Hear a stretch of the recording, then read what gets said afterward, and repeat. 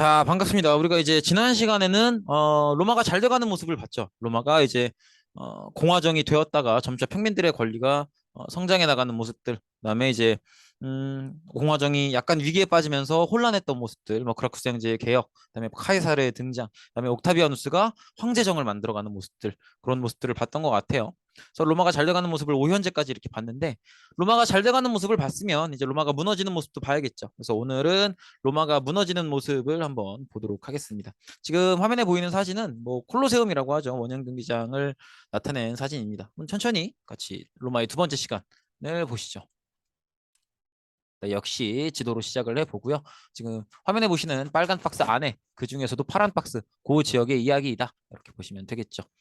그 중에서도 로마의 이야기다. 이렇게 보시면 되겠고. 우리가 지난 시간에 거의 마지막으로 봤던 게 이 오현제였잖아요. 근데 오현제의 업적을 여러분들이 다 기억하실 필요는 없는데, 그래도 하나하나 간단하게만 얘기를 해보면, 뭐 네르바는 그때도 말씀을 드렸지만 굉장히 늙은 나이에 나이가 많은 상태에서 즉위를 한 사람이고, 그래서 자기 친아들한테 물려주지 않고 자기가 이렇게 봤을 때 아, 저 사람은 진짜 능력 있다, 그 사람을 자기 양자라고 하죠, 아들로 삼아서 그 사람에게 왕위를 물려주는 그런 모습을 보였고, 그 전통이 쭉 이어진 거죠. 그래서 여기까지 이어지는 모습을 보였고, 그다음에 트라이누스 때는 그 다키아 지방이라는 지방이 있어요. 중앙 그 동부 유럽에. 근데 그 다키아 지방을 정복하는 걸 마지막으로 더 이상의 확장을 하지 않아요. 그러니까 트라이아누스 때가 로마 영토가 가장 넓었던 시대예요. 그래서 더 이상은 영토를 넓히지 않겠다, 여기까지만 넓히겠다라는 모습을 보이고요. 그다음에 하드리아누스 때는 이제 더 이상 영토를 넓히지 않겠다라는 그 뜻을 받아들여서 이제 로마 전체가 방어 체제로 돌아서게 됩니다. 그다음에 안토니누스 피우스 때는 좀 더 국가 내부의 내정에 좀 더 신경을 쓰게 되는데, 문제는 이제 마르쿠스 아우렐리우스예요. 어, 오현제라고는 하지만 하드리아누스, 안토니누스 피우스부터 조금씩 로마가 이런저런 위기들을 보이기 시작해요. 왜냐하면 나중에도 얘기를 하겠지만 로마의 경제는요, 노예를 반드시 필요로 하는 경제였어요. 그러니까 노예가 생산 역할을 해주고 나머지 시민들은 그냥 자기 생활만 하는 그런 형태의 경제 구조였는데, 로마는 노예를 어떻게 생산을 했냐면 전쟁을 일으켜서 그 전쟁 포로들을 계속 받아들이면서 이 사람들을 노예로 만들어서 썼단 말이에요. 근데 트라이아누스를 기점으로 더 이상 확장 전쟁을 하지 않으니까, 더 이상 정복 전쟁을 하지 않으니까 새로운 정복 지역에서 노예를 끌어들여 와야 되는데, 더 이상 확장 전쟁을 안 하니까 새로운 노예가 공급이 안 되죠. 새로운 노예가 끊기면서 로마 경제 전체가 위기에 빠지기 시작해요. 그래서 로마가 조금씩 약해지면서 주변 민족들, 특히나 게르만족들이 계속 로마를 공격해 오기 시작합니다.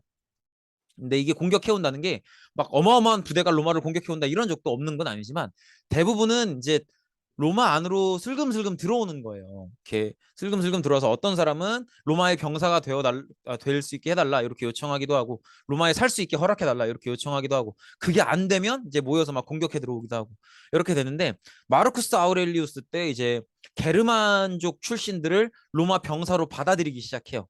왜냐하면 주변 민족들의 어떤 공격들은 계속 이어지고 방어는 해야 되는데 군사력은 부족하고 이러니까 게르만족 출신들, 로마가 아닌 게르만족 출신들을 로마 병사로 받아들이기 시작하죠. 그래서 이런 문제점들을 보였던 게 또 오현제 후반기 시대의 모습이었습니다. 그래서 이제 오현제 시대 이후에 로마를 보면 아까 얘기했었던 이민족, 게르만족, 그다음에 사선족 페르시아, 특히나 게르만족이 중요해요. 사선족 페르시아는 뭐 괜찮아요. 지나가셔도 괜찮은데 게르만족이 중요합니다. 게르만족이 끊임없이 침입을 하면서 로마가 굉장히 혼란을 겪게 돼요. 그래서 지금 여기 굉장히 많은 민족들이 있죠. 뭐 유트, 앵글로, 섹슨, 프랑크, 부르근드, 반달, 동고트, 서고트 많이 있는데 얘네들이 다 게르만족이에요. 얘들이 막 계속 유럽으로 밀고 들어오는 거예요. 유럽이 아니라 그 로마로 계속 밀고 들어오면서 로마가 혼란을 겪게 되는 거죠. 그리고 또 아까 얘기했던 것처럼 정복 활동을 더 이상 하지 않기 때문에 정복지로부터 들어오는 노예가 끊겨요. 그러면서 생산력이 굉장히 약화되는 그런 모습을 보였고, 그러면서 경제가 어려워지면서 기근은 이제 굶어 죽는 거라 그랬죠. 그래서 가난, 기근, 전염병 이런 것들이 계속 돌면서 이제 사실 인구가 줄어든다는 거 그 자체가 중요한 게 아니라 이렇게 사람 수가 줄어들 만큼 많은 사람들이 힘들어하고 있다는 거죠. 그래서 이렇게 로마가 전체적으로 약해지는 모습을 보여요. 로마가 전체적으로 약해지고 그 안에 살아가는 로마 시민들이 살기가 힘들어지는 거죠. 그럼 살기가 힘들어지면 누구 욕할까? 당연히 지배자를 욕하겠죠. 그래서 황제가 욕먹는 시대가 되기 시작하는 거예요. 그러면서 황제의 권위가 굉장히 땅에 떨어지게 돼요. 그래서 심지어 황제 아래서 이제 군복무를 하는 군인들, 특히나 장군들이 무슨 생각을 하냐면 저 따위로 황제할 바에 내가 하는 게 낫겠다. 이런 생각을 하게 돼요. 실제로 물론 그런 생각을 하는 사람들은 많았지만 특히나 군인들은 자기가 직접 지휘하는 병력이 있으니까 마음만 먹으면 내 생각에는 저 황제 갈아치울 수 있을 것 같거든. 저 황제 밀어내고 내가 할 수 있을 것 같거든. 실제로 가능하고. 그러다 보니까 많은 군인들이 내가 하고 말지. 내가 황제 하는 게 낫겠다. 이런 생각을 해요. 그리고 또 많은 군인들이 실제로 반란을 일으켜서 황제가 되려고 하고. 그러니까 황제 자리가 계속 군인들에 의해서 계속 바뀌는 거예요.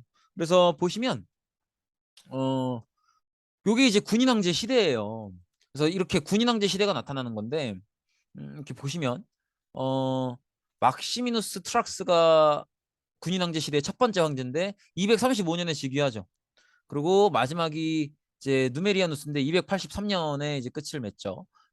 그 사이에 지금 한 30년이 채 안 되죠. 한 28년 되는 것 같은데 그 사이에 28년 사이에 한 명, 두 명, 세 명, 네 명, 다섯 명, 여섯 명, 일곱 명, 여덟 명, 아홉 명, 열 명, 열한 명, 열두 명, 열세 명, 열네 명, 열다섯 명, 열여섯 명, 열일곱 명, 열여덟 명, 열아홉 명, 스무 명, 공동하는 데까지 하면 23명이에요. 그러니까 짧은 기간 안에 굉장히 많은 황제들이 교체된 거죠. 그리고 그 황제들이 다 군인 출신이고. 그래서 이 시대를 군인 황제 시대라고 하는데 해마다 황제가 교체된다고 생각을 해보세요. 정치가 얼마나 혼란스럽겠는가. 그러니까 로마 전체가 굉장히 흔들리고 있는 모습인 거죠. 그래서 사실은 트라이아누스 때부터 정복 전쟁을 중단한 게 어쩔 수 없는 선택이었지만 결국 이런 결과를 불러오는 거예요. 정복 전쟁을 중단하니까 더 이상 노예 공급이 안 되고 그러다 보니까 경제가 무너지고 경제가 무너지니까 사람들 사는 게 힘들어지고 그러다 보니까 사람들은 황제 탓만 하고 황제가 그렇게 권력이 떨어지니까 군인들이 자기들 멋대로 자기들이 황제가 되려고 황제 자리를 자주 갈아치우고 이런 모습들. 그래서 로마가 전반적으로 혼란에 빠지고 있는 모습이라는 거죠. 겨우 이 군인 황제 시대를 안정화시킨 게 디오클레티아누스라는 황제예요. 그래서 이 디오클레티아누스 황제는 황제 권력을 극단적으로 강화시켜서 이 군인 황제 시대 이렇게 로마 황제가 자주 교체되는 이 시기를 안정화시키게 됩니다. 그래서 황제 권력을 굉장히 강화하고 수도를 니코메디아로 천도하게 되는데 요거 요때 천도한 건 뭐 그렇게 중요하진 않아요. 그러니까 그냥 이렇게 받으시면 되겠고 그리고 세금이 증가하면서 시민들의 경제가 무너지고 도시가 몰락하게 됩니다. 이게 참 그런 거예요. 보시면 황제 권력을 굉장히 강화했잖아요. 그러다 보니까 세금이 늘어난단 말이에요. 강력해진 황제 권력을 떠받쳐야 되니까. 세금은 굉장히 늘어나는데 시민들이 황제 권력이 하도 강하니까 여기에 대응도 못해요. 그러니까 반란을 못 일으키는 거지 대들질 못해요. 그러다 보니까 시민들이 어떻게 하냐면 종교에만 의존하기 시작해요. 사는 건 힘들고 어떻게 무서우니까 덤벼들지 못하겠고 그러니까 기도만 드리는 거야. 그래서 이때 크리스트교가 급속도로 확산이 됩니다. 사실 크리스트교는 이제 예수가 부활하면서 그 신성성을 이제 사람들에게 알리게 된 거니까 크리스트교의 시작은 몇 년 됐을까요? 이게 되게 쉬운 어려운 질문 같으면서도 쉬운 질문인 게 우리가 지금 쓰는 연도 있죠. 서기 몇 년에서 지금 서기 2023년이잖아요. 요게 이제 예수 부활을 기준으로 해요. 그래서 지금 몇 년인가 생각하시면 그게 곧 예, 그리스도의 역사라고 보시면 되는데 그게 이제 로마 역사 입장에서는 우리 옥타비아누스 배웠죠. 옥타비아누스가 이제 막 아우구스투스가 됐을 때 그 존엄한자라는 칭호를 받았을 때 그때쯤 대충 비슷하다고 여기시면 돼요. 그래서 크리스트교가 그때부터 사실은 조금씩 퍼져나가기 시작했는데 원래도 있었던 크리스트교지만 디오클레티아누스 때 사람들 사는 게 더더욱이나 힘들어지면서 더 급속도로 퍼지게 되는 거죠. 사람들이 사는 건 힘든데 세금은 더 내야 되고 무서워서 황제한테 개기진 못하겠고 그러니까 그냥 밤낮 기도만 드리는 거죠. 그래서 이렇게 크리스트교가 급속도로 확산되는 그런 모습을 보입니다. 그래서 이렇게 보시면 되겠고 그리고 디오클레티아누스 황제 뒤로 굉장히 중요한 황제들이 연달아 등장을 하는데 그 첫 번째 황제가 바로 콘스탄티누스 대제입니다. 이 사람인데 굉장히 특이하게 생겼네요. 아주 부리부리하게 생겼죠. 눈도 크고 코도 크고 그죠. 이렇게 눈도 크고 코도 큰데 이렇게 잘생겼다는 느낌은 없다. 그죠. 어쨌든 이 사람은 원래 이제 디오클레티아누스 때까지는요. 나와 있는 것처럼 디오클레티아누스 때는 크리스트교를 굉장히 탄압을 해요. 이 크리스트교를 굉장히 탄압하는데 콘스탄티누스는 크리스트교를 인정합니다. 왜냐하면 너무 크리스트교가 급속도로 세력이 확장됐기 때문에 황제 입장에서는 이제는 크리스트교가 감당이 안 되는 거예요. 그래서 탄압하기보다는 차라리 친하게 지내면서 도움을 얻자. 왜냐하면 실제로 크리스트교가 왜 확산이 되냐면 실제로 백성들 도와주거든. 그래서 좀 게르만족으로부터 보호해주기도 하고 먹을 걸 지원해주기도 하고 이러면서 이제 크리스트교 교회들이 일반 백성들을 보호해주는 역할을 어느 정도 했기 때문에 콘스탄티누스 대제 입장에서도 무조건 탄압하기보다는 차라리 인정하고 같이 친하게 지내는 편이 낫겠다라고 생각을 하는 거죠. 그래서 이렇게 크리스트교를 믿어도 된다 이렇게 공인을 해주게 됩니다. 그래서 이걸 밀라노 칙령이라고 하고요. 그다음에 수도를 콘스탄티노플로 옮기게 되는데 이건 진짜 중요해요. 디오클레티아누스 때 니코메디아로 천도한 건 그렇게 중요하지 않은데 콘스탄티누스 대제 때 콘스탄티노플로 천도한 건 꼭 기억을 하셔야 됩니다. 이렇게 보시면 되겠고 그래서 이렇게 천도를 했다라는 거 꼭 기억해 두시면 되겠습니다. 여기가 이제 지금은 이스탄불이죠. 콘스탄티노플입니다. 황제 이름을 따서 도시 이름을 그렇게 지은 거예요. 그 다음에 이제 테오도시우스 1세는 크리스트교를 공인하는 크리스트교를 콘스탄티누스 대제가 공인하니까 그때부터는 뭐 크리스트교가 거칠 게 없죠. 이제 탄압도 안 받으니까 어마어마하게 확산을 한단 말이에요.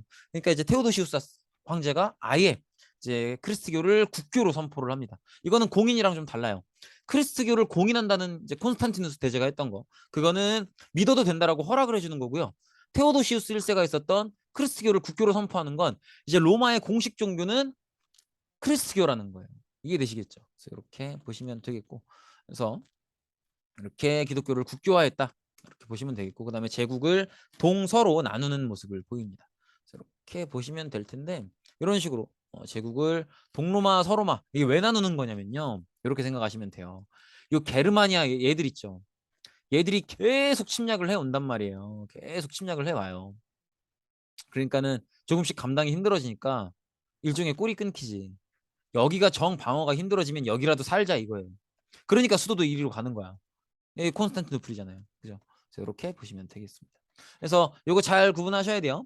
콘스탄티누스 대제 때 업적 2개, 크리스트교 공인, 그다음에 콘스탄티노플 천도, 그다음에 테오도시우스 1세 때 업적 2개, 크리스트교 국교화, 그다음에 제국의 동서 분할 이렇게 보시면 되겠고, 이 저기 뭐야 그 참고서들 보면 디오클레티아누스 때 국가를 4개로 나눠서 황제를 둘로 나누고 그 아래 부황제를 뒀다. 그래서 뭐 그런 얘기가 나오는 참고서들이 있을 거예요.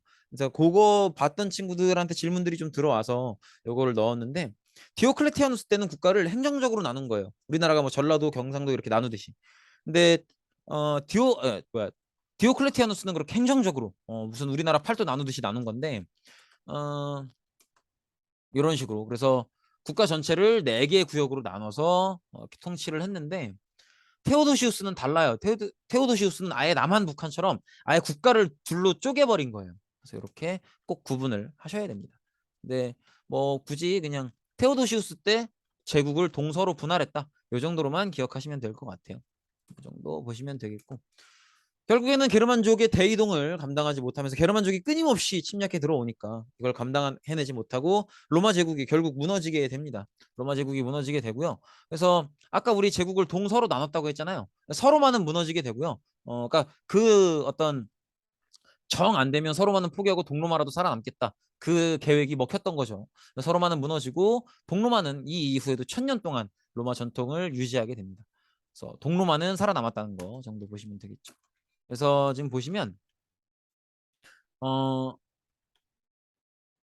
원래 로마가 이렇게 크게 있잖아요. 원래 이렇게 크게 있는데 이걸 이제 게르만족들이 계속 들어오면서 결국에는 여기까지 요 서로마는 멸망시킨 거예요. 그리고 동로마는 살아남아서 그 뒤로도 1000년을 더 이어갔다. 이렇게 보시면 되겠죠.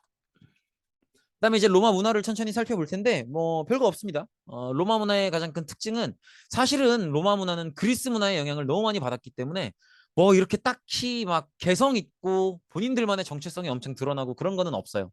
근데 로마 문화의 가장 큰 특징은 뭐냐면 실용성이에요. 실용성. 이게 왜냐면 로마는 영토가 엄청 넓잖아요. 그리고 그 안에 굉장히 다양한 민족들이 살아간단 말이에요. 그러니까 이 사람들을 다 문제없이 다스리려면 모든 문화가 굉장히 실용적이어야 돼요. 그리고 또 더구나 이렇게 어 굉장히 평민들이나 귀족들의 권리가 존중받는 그런 사회이기 때문에 굉장히 실용적인 문화를 추구했죠. 그래서 하나하나 살펴보면 막 웅장하고 멋을 추구하고 이런 거보다는 실용적으로 쓸 수 있는 문화들이 많이 발전한.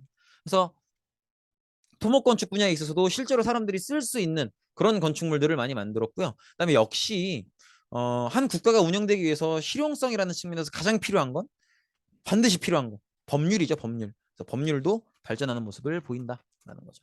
그래서 건축부터 보면 건축은 뭐 제국 전역에 뭐 도로망, 개선문, 원형경기장, 수도교, 공중목욕탕 이런 것들을 지었어요. 근데 이런 걸 지을 때 아치기법, 돔기법을 많이 사용합니다. 사진을 통해서 천천히 다 하나하나 볼 거예요.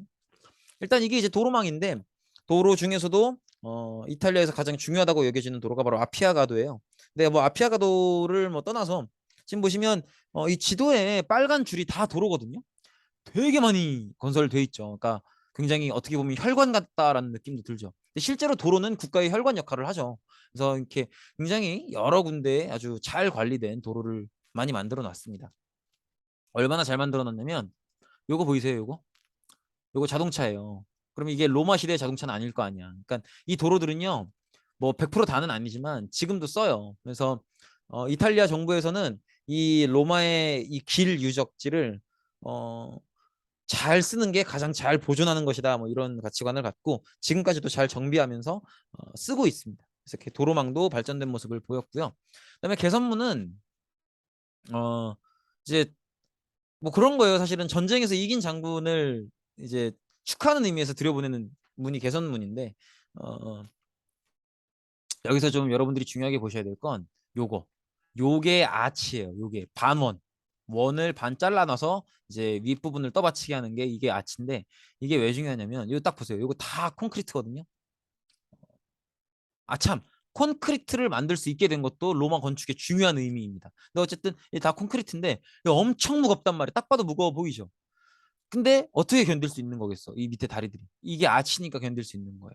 그래서 이렇게 아치면 무게가 이런 식으로 분산이 돼요. 그래서 무거운 무게를 좀 더 잘 견딜 수 있게 해주죠. 그래서 이렇게 보시면 되겠고. 그다음에 이게 원형 경기장인데 그 우리 왜 지난 시간에 스파르타쿠스 검투사 노예 배웠죠. 그 검투사들이 주로 경기하는 곳이 바로 이 원형 경기장입니다. 그래서 다양한 경기들이 열려요. 검투사끼리 경기를 하기도 하고요. 그다음에 맹수를 풀어놓고 그 맹수들이랑 싸우게 하기도 하고요. 그리고 또 어떤 경우에는 로마 역사상 실제로 있었던 전쟁을 검투사 노예들한테 이 원형 경기장에서 이렇게 표현하도록 하기도 해요. 그러면 전쟁에서 진 나라 역할을 맡은 검투사 노예들은 싸움을 잘하든 못하든 죽어야 돼요. 이런 모습들을 보이기도 했었던. 그리고 원형 경기장에서 좀 주목해서 보셔야 될 게 진짜 아치의 꽃이죠. 아치의 꽃. 곳곳에 수백 개의 아치들이 이렇게 있죠. 이 건물 안에도 지하에도 이렇게 아치가 있고 여기도 아치가 있고 아치가 있고 아치가 있고 이렇게 보시면 되겠죠. 그다음에 이건 수도교인데 여기도 아치가 엄청나게 많네요. 수도교는 뭐냐면 말 그대로 물수자예요. 물이 흐르는 길이에요.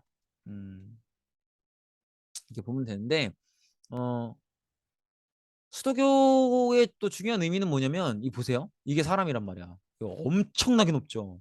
그러니까 이게 왜 이렇게 높아지냐면 자 수도 로마로 물을 흘려보내야 될 거 아니에요. 그러면 물은 위에서 아래로 흐르죠. 그러면 수원지라 그러죠. 이 물이 있는 곳이 있잖아요. 그럼 물이 있는 곳에서 엄청 높게 지어요. 엄청 높게 지은 다음에 아주 작은 높이 차이로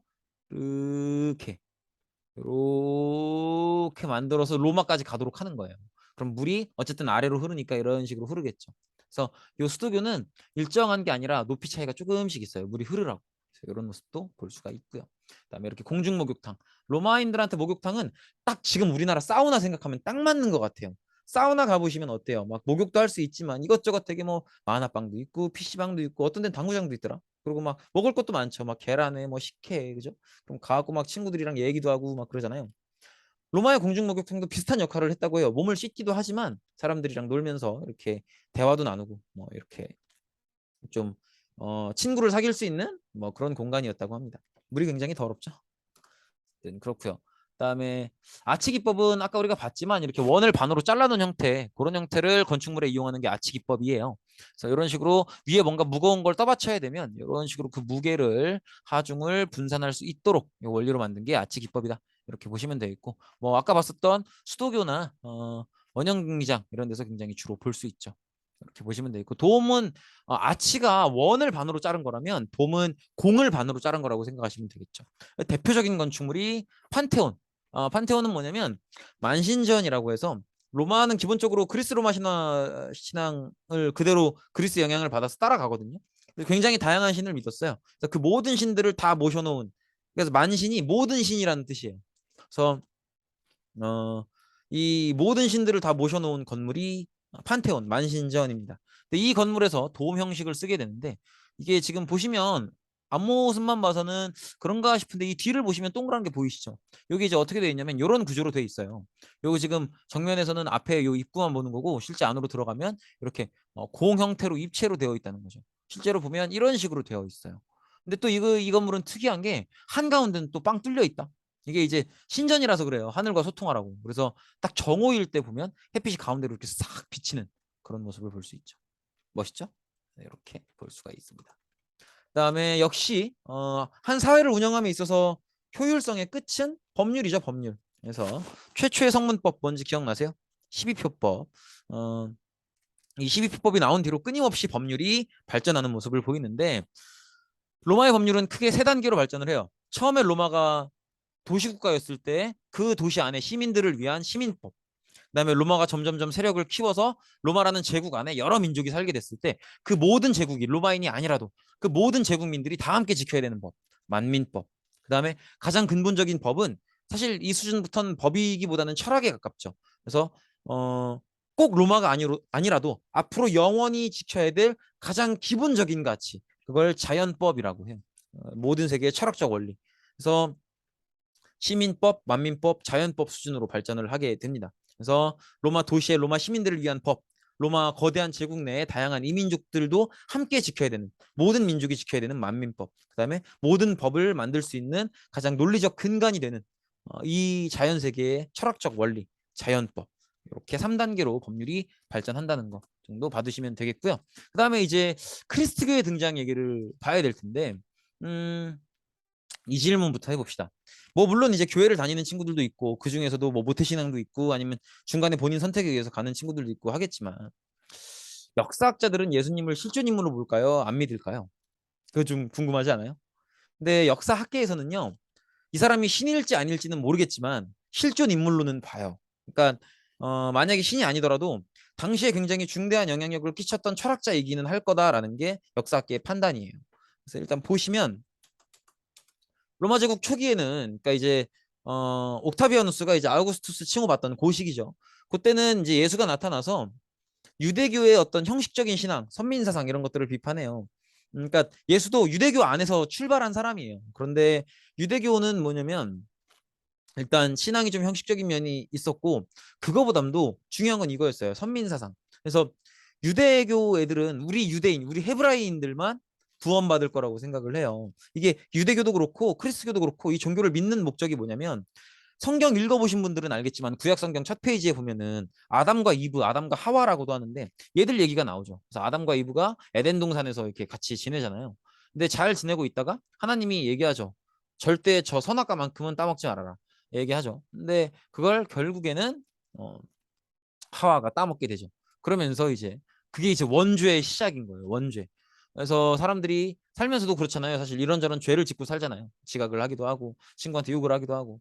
근데 크리스트교나 유대교의 공통된 원리는 뭐냐면 주 예수 그리스도께서 십자가에 못 박히심으로써 대신 벌 받으셨기 때문에 주 예수 그리스도의 신성성을 진심으로 믿기만 하면 나의 죄는 십자가에 대신 못 박히신 예수께서 대신 벌을 받으셨기 때문에 죄가 사해질 수 있다, 구원받을 수 있다라는 게 이제 크리스트교와 유대교의 공통된 목적이에요. 그러니까 원죄로부터 그리고 내가 저지른 죄들로부터 나를 구원해 달라는 거지. 이게 이제 근본적인 목적인 거죠. 근데 유대교에서는 헤브라이인들만이 오로지 구원받을 수 있다고 생각을 했단 말이에요. 그래서 선택받은 민족이라고 해서 선민 사상이에요. 이 헤브라이인들은 그런 생각을 가지고 있었어. 유대교를 믿으면서 오로지 우리 헤브라이인들만이 원죄로부터 구원받을 수 있다. 우리는 선택된 민족이니까. 이런 생각을 가지고 있었는데 예수가 볼 땐 그건 아니라는 거죠. 뭐 유대인이고 아니고 그 민족이 중요한 게 아니라 누구라도 주변 사람들한테 잘하고 그다음에 예수님을 신실하게 믿기만 하면 누구라도 구원받을 수 있어야 된다라고 생각했던 게 바로 예수의 생각이었고 그래서 예수가 기존의 유대교의 어떤 선민 사상을 비판하고 나오게 되는 거죠. 그래서 그리스도교를 창시하게 되고요. 그래서 믿음을 통한 구원, 이웃에 대한 사랑, 뭐 신합의 평등 이런 것들을 주장하게 되죠. 그래서 유대교와 그리스도교의 가장 큰 차이는 어, 유대교는 그러니까 선민 사상 차이예요. 유대교는 선민 사상이 있어서 자기들만 구원을 받는다고 생각을 했고 예수의 크리스교는 선민 사상이 없어서 어떤 민족에 속해 있는 거랑 상관없이 누구라도 구원받을 수 있다 이렇게 얘기를 했던 거죠. 그리고 이후에는 제자들의 활약으로 이제 노예, 뭐 여성, 하층민 중심으로, 그러니까 살기 힘든 사람들 사이에서 이렇게 크리스트교가 확산을 하는 거예요. 이렇게 보시면 되겠고, 그리고 굉장히 박해를 많이 받습니다. 박해를 받는 이유는 여러 가지인데요. 일단은 원래 로마의 전통신은 그 우리 그리스 로마 신화의 올림푸스 신앙 그걸 그대로 가져오는데, 그 중에서도 가장 강한 신인 제우스 신을 라틴어로 주피테르 신이라 그래서 그 신을 믿어요. 그래서 그 신을 믿는데, 그리고 또 옥타비아누스가 아우구스투스가 되고 나서 황제를 숭배하는 그런, 그러니까 사실은 뭐 숭배까지는 아니고 제사를 지내주는 그 정도로 받아들이시면 되는데, 어쨌든 어 로마는 원래 전통신을 믿는 전통신이 따로 있었고, 또 돌아가신 황제에 대해서 숭배의 예를 갖추는 그런 모습도 있었는데, 크리스트교 신자들은 유일신을 얘기하잖아요. 오로지 신은 예수뿐이다 이 얘기를 하면서 기존 로마의 전통신을 믿는 것, 그다음에 황제에 대해서 숭배를 드리는 것, 이런 것들을 다 완전히 거부해요. 그래서 이걸 이유로 굉장히 심한 박해를 받죠. 디오클레티아누스 황제 때 가장 심한 박해를 받아요. 근데 누구 때 신앙의 자유를 얻죠? 드디어 인정을 받죠. 믿어도 된다고. 이게 누구예요? 디오클레티아누스. 잠깐만, 뭐야, 잠시만요. 목에 뭐가 좀 잠깐 걸려가지고. 디오클레티아누스 때까지 박해를 했었고, 콘스탄티누스 때 드디어 이제 기독교의 영향력을 인정하면서 믿어도 좋다, 크리스트교를 믿어도 좋다 이렇게 허락을 해주죠. 그리고 그 다음 단계, 국교화가 되는 단계는 누구였어요? 기억나시나요 혹시? 테오도시우스. 그래서 디오클레티아누스 때 박해 굉장히 탄압했었고, 콘스탄티누스 대제 때 기독교를 공인했었고, 테오도시우스 황제 때 국교화한다는 이 단계를 꼭 기억을 해주시고, 이때 이제 국교화가 되면서 크리스트교는 로마란 나라가 워낙 크잖아요. 근데 그 큰 나라가 국교화 해버렸으니까 이제 세계적인 종교로 뻗어나가게 되죠. 그래서 기존의 그리스 헬레니즘 문화와 크리스트교 문화까지 덧대서 요게 이제 유럽 문화의 어떤 중심이 되죠. 서양 고전 문화는 그리스 헬레니즘 문화에 크리스트교 문화가 합쳐진 그런 모습이라고 볼 수 있겠죠. 네, 여기까지 보시면 되겠고, 그리고 나중에 이제 이런 문화들이 유럽으로 확산이 되면서 중세 유럽의 정신적 중심이 되었다 이렇게 보시면 되겠죠. 이렇게 해서 이제 고대 유럽이 끝났다고 보시면 되겠네요. 네, 고생 많으셨습니다.